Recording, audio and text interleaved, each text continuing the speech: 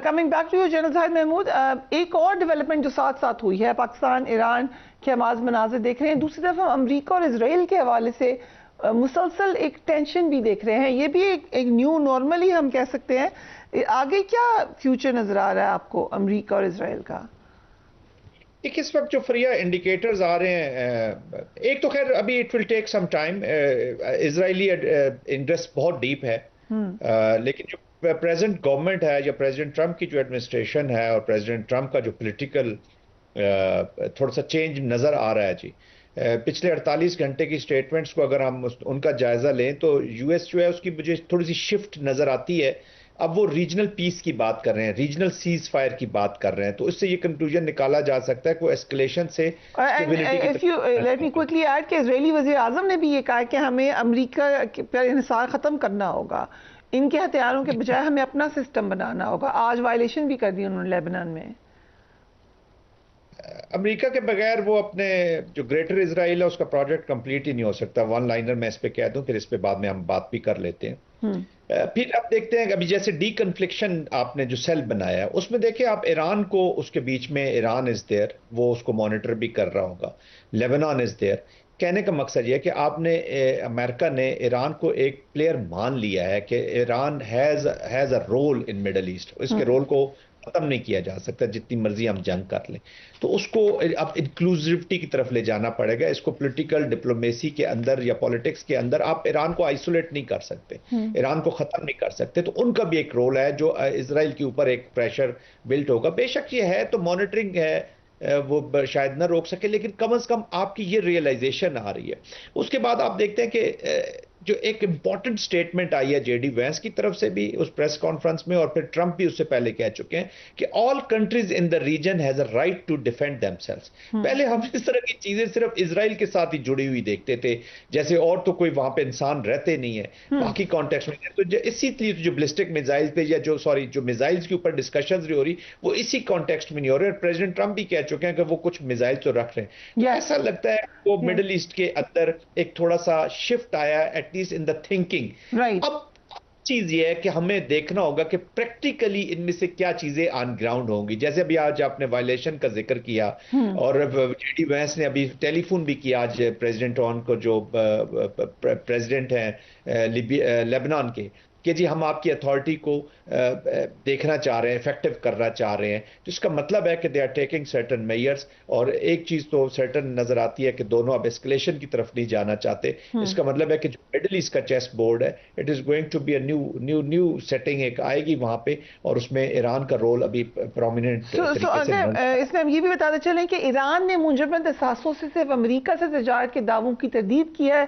ईरानी वज़ारत ख़ारजा ने ये क्लियरली कहा है कि ये अमेरिका की अंडरस्टैंडिंग कुछ और होगी, मगर हमारी मर्जी है कि जिस तरह अपनी मर्जी अपने असासे खर्च करें। ईरान और अमेरिका की जंगबंदी के बाद अब ये क्वेश्चन वहाँ भी हो रहा है। आज वायलेशन का भी सवाल हुआ प्रेसिडेंट ट्रंप से, उन्होंने उसका कोई बहुत वाज़ेह जवाब नहीं दिया। उन्होंने दोबारा रिपोर्टर पर डाल दिया कि आपको किसने बताया है, क्या हुआ है, मैं देख लूँगा, मैं ठीक कर लूँगा। और जब उनसे बीबी नेतन्याहू के हवाले से क्वेश्चन हुआ तो फिर भी उन्होंने ये कहा कि मैं ठीक कर लूँगा। ज़रा देखिए। सो एम्बेसडर जावेद, इस वक्त क्योंकि हम पोस्ट वॉर ईरा में हैं, लेकिन ये बात सही है, जनरल साहब की बड़ी इंपॉर्टेंट बात है कि इसराइल कुछ भी नहीं कर सकता अमेरिका के बगैर। सो ये ताल्लुकात ख़त्म तो नहीं होंगे, क्या कोई शिफ्ट आएगा इनमें? जी देखिए, वॉशिंगटन के जो पॉलिसी सर्कल्स हैं वहाँ पे एक बात हो रही है, जैसे कह रहे हैं वो कि री इमेजिनिंग द मिडिल ईस्ट। और उस री इमेजिनिंग द मिडिल ईस्ट के अंदर ये एक चीज़ है कि ऑफ कोर्स पहले हम देखते थे कि अमेरिका जो था इस रीजन को इजराइल के लेंस से देखा करता था। अब ये चीज़ बदल गई है, पर इसका मतलब ये नहीं है कि इजराइल से उनकी रिलेशनशिप डाइल्यूट हो जाएगी। वो समझते हैं कि इजराइल उनका एक एलाय है इस रीजन में, लेकिन जो तब्दीली आई है वो सिर्फ इतनी है कि वो ये समझते हैं कि यहाँ पे उनके और एलाइज भी हैं, यहाँ पे कोई और सेंटिमेंट्स भी हैं जिनको उन्होंने साथ लेकर चलना है। इसलिए मेरी नज़र में, मैं पहले जो आपने सवाल किया तो मैं उसको कंप्लीट करना चाह रहा था कि देखिए हमने अपनी रिलेशनशिप के अंदर जो डिप्लोमेटिक इक्विलिब्रियम रखा है वो हमारी सक्सेस की एक बहुत बड़ी रीजन है। ऑफ कोर्स हमने वॉशिंगटन और ईरान के दरमियान ब्रिज का किरदार अदा किया, आई एग्री विद जनरल साहब, लेकिन at the same time we also maintain a very strong balance with the Gulf. मेरी नज़र में जो गल्फ ममालिक हैं वो हमारी फॉरेन पॉलिसी का एक स्ट्रॉन्गेस्ट पिलर है। वहाँ पे हमारे 5 मिलियन पाकिस्तानीज रहते हैं, हमारे उनके ऊपर एनर्जी डिपेंडेंस भी है। और आपने देखा कि अब कतर का जो शामिल हाल होना है इस तमाम प्रोसेस के अंदर, that is also very good development, because हम देख रहे हैं कि अब गल्फ ममालिक का जो व्यू पॉइंट है उसकी भी अक्कासी इस तमाम मीडिएशन प्रोसेस में हो रही है। क्योंकि आप जानती हैं कि जब तक इस मसले का हल हम तलाश करने की तरफ बढ़ेंगे उस वक्त तक मुमकिन नहीं होगा जब तक तमाम स्टेक होल्डर्स के पॉइंट ऑफ व्यू को हम शामिल हाल ना करें। पाकिस्तान की जो सक्सेस है मीडिएशन में, इसकी एक बहुत बड़ी वजह यह है कि we have maintained a neutrality. यानी हमने ऐसे इंप्रेशन नहीं दिया कि हम ईरान को सपोर्ट कर रहे हैं या हम जो है अमेरिका को सपोर्ट कर रहे हैं, बल्कि हमने दोनों अतराफ के जो पॉइंट ऑफ व्यू है उसको सिंसियरली सामने रखा है। इसी तरह जब आप लेबनान की बात करती हैं तो वहां पर भी मुख्तलिफ पॉइंट ऑफ व्यूज हैं। कोई लोग जो लेबनान को समझते हैं वो आपको ये बताएंगे कि लेबनान एक तो एक मुल्क है जिसके प्रेसिडेंट का आपने जिक्र किया, लेकिन वहां मौजूद कुछ मिलिशियाज भी हैं जो उस मुल्क की रिट ऑफ स्टेट को नहीं मानते। उनके साथ जो है वो एक तसादुम का अनफॉर्चुनेटली इजराइल की जो हो रही है उसको खत्म करना बहुत जरूरी है। उसके लिए इजराइल को भी पीछे हटना पड़ेगा, लेकिन उसको एज जवाब बनाकर फिर बच्चों पे और सिविलियंस के ऊपर भी अटैक करता है। तो मैं वही कह रहा था कि मैं वही कह रहा हूं कि इजराइल को भी तजावुजात से पीछे हटना पड़ेगा और हिजबुल्लाह को भी अपने जो स्ट्रैटेजी है उसको बदलनी पड़ेगी। क्योंकि देखिए इन तमाम मामलात का हल हमने ये चीज तो तय कर ली है कि जंग के जरिए मुमकिन नहीं है। 47 साल से जंग हो रही है।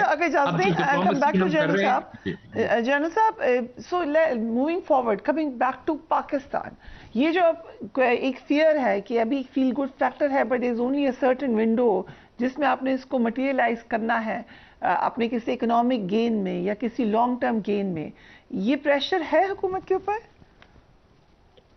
जी बिल्कुल, देख प्रेशर क्या, दिस इज अपॉर्चुनिटी जी। और हुकूमतें होती है इसलिए कि वो अपॉर्चुनिटीज का, और अच्छी नेशंस होती वो है जो अपॉर्चुनिटीज का फायदा उठाती है। I totally agree with you. और खासतौर पे ये जो अरब कंट्रीज हैं, अरब ममालिक हैं, गल्फ का मलिक साहब जिक्र कर रहे हैं, इनका जो स्ट्रेटेजिक कंस्ट्रक्ट है या जो इनकी जो अप्रोच है, एटीट्यूड है, वो ऐसा ही है कि बड़ी शॉर्ट विंडो के लिए अवेलेबल होते हैं to accrue on the benefits जो आपने इस वक्त हासिल किए हैं। ठीक है, लॉन्ग टर्म पार्टनरशिप भी बहुत जरूरी होती है, लेकिन I think there should be a plan, comprehensive plan, उसको अच्छे तरीके से कोरियोग्राफ करके इंप्लीमेंटेशन की तरफ ले जाएं। इवन अभी देख रहे हैं प्रेसिडेंट पेज़ेशकियान का जो दौरा है ड्यूरिंग द मीडिएशन, इसलिए मैं इसको इफेक्टिव समझता हूं कि जो भी पाबंदियां हटी हैं, जो चीजें जो सही होनी है या जो राइट पाथ पे जाने, इस वक्त अमेरिका भी आपकी एक्सेप्टेंस है, you are darling of the world, जैसे मलिक साहब भी फरमा रहे थे कि तमाम लोग बड़े खुश हैं, तो ये डार्लिंग ऑफ वर्ल्ड, फिर आप जो भी पीरियड मिले, अब तो वैसे भी जी अलायंसेस का टाइम खत्म हो गया है, कोएलिशन कोलेशन ऑफ विलिंग की हो जाती हैं, कहीं कोलेशन ऑफ कोलिजन हो जाती है, बट वो बड़े स्मॉल पीरियड के लिए आते हैं। पूरी दुनिया चेंज हो रही है, डिसरप्टिव वर्ल्ड में यूरोप आज अलग खड़ा है जी, नेटो नई पोजीशंस ले रही है, all resets are taking place. This is important है कि हम एक ऑल अराउंड, ना लुक ईस्ट लुक वेस्ट, कोई ब्लॉक पॉलिटिक्स की जरूरत नहीं, हमें लुक ऑल अराउंड करके अपने आप को इकोनॉमिकली स्ट्रांग करना है, क्योंकि इकोनॉमी एक वाहिद चीज है जो पाकिस्तान के हर मसले को हल कर सकती है, और that is the biggest challenge. हम स्कटली हमारी पॉलिसीज इस economic bad Zahid and Ambassador Javed, thank you so much for joining us.